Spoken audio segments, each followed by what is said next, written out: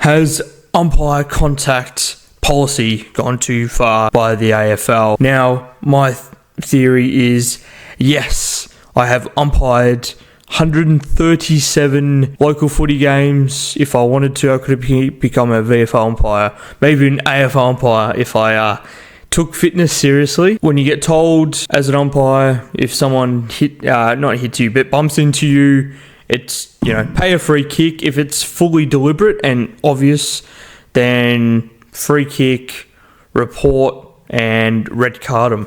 But obviously in the AFL, it's only a report if they've done it multiple times, which, if it's an accident, I don't know. If it's on purpose, yes, obviously.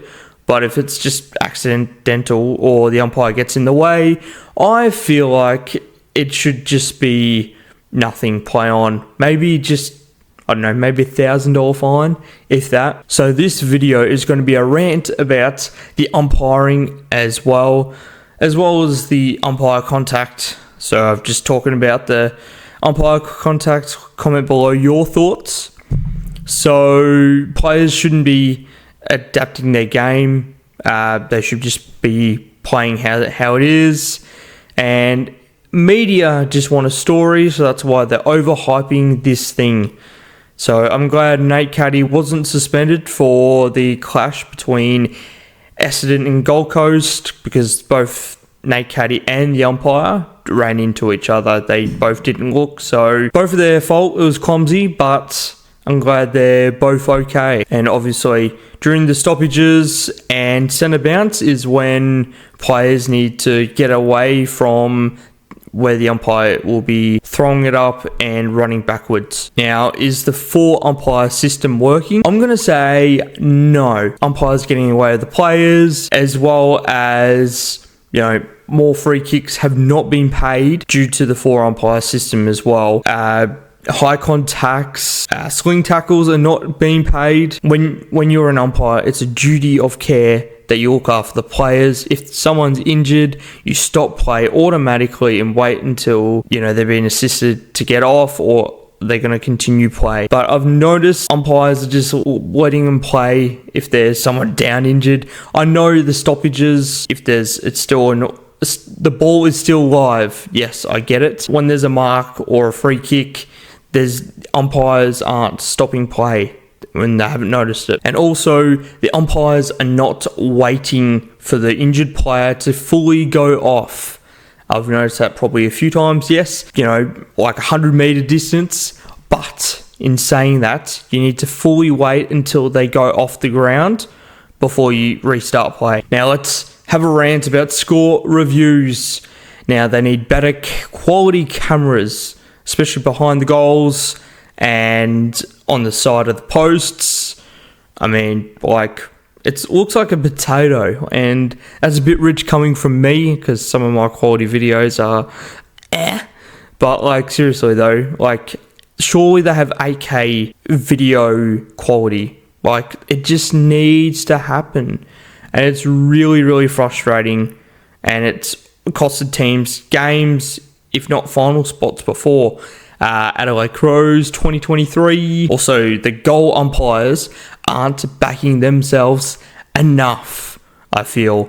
They're just waiting for the score review, but seriously, they need to start backing themselves a lot more. And hey, if they get it wrong, there's always a score review that will back them up. Now, field umpires definitely over umpiring at times. So if there's a touchy-feely free kick, a little hold, the tiniest little hold, they pay it. Or it's just so frustrating with some of the free kicks.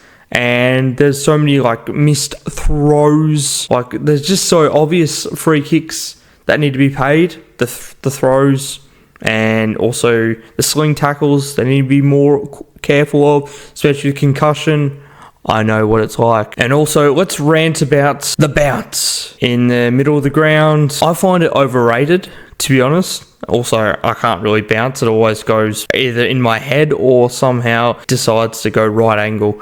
But the bounce is not working at all. I get it's tradition and things like that. But in saying that, how about for a solution, the bounce happens during the start of every quarter. So the first quarter, second quarter, third quarter and fourth quarter. I feel like that would just be easier, and then otherwise just throw it up. But obviously, if it's raining, the umpires do throw it up. Now, the Rock nominations have gone way too far here. Like, we don't need to wait 50 minutes for a ruckman to go in for a ruck nomination. It's just so frustrating. Like, they could be 20 meters away. They have to sprint in, and the umpires wait for them. Like, just throw the thing up, and if there's too many players from each club, so say Gold Coast had 2 ruckmen and Collingwood had 1, then it would be a Collingwood free kick. That's that. Just, we don't need it. And do not get me started on the stand rule. Players, umpires, and coaches, if not fans, are getting confused. Even commentators, like, what's outside 5 and what's not. People have been standing on the mark, and then they're getting told outside 5 and then 50 meters because they didn't hear them. Either just say stand for every possession. If not, it's 50. Or just get rid of the stand rule completely, which I agree, get rid of the stand rule and just go, they can stand on the mark, they can go on the mark, they can move around like they used to, because the stand rule has not really worked. I get it, the flow of play, but it's just so frustrating and it needs to go. And yeah, and the holding the balls, like the umpires, like there's been quite a few times I've noticed, like he tried play on, like if he tried, it should be holding the ball. That's what I normally did. I only probably paid maybe 2-3 free kicks a game, so I wasn't really much of a free kick guy. I just let him play. And yeah, comment below your opinions on this rant, and has the policy gone too far for the umpire contact? And let me know what your favourite umpire is, or what your favourite AFL rule is. Anyways, hope you enjoyed. Peace.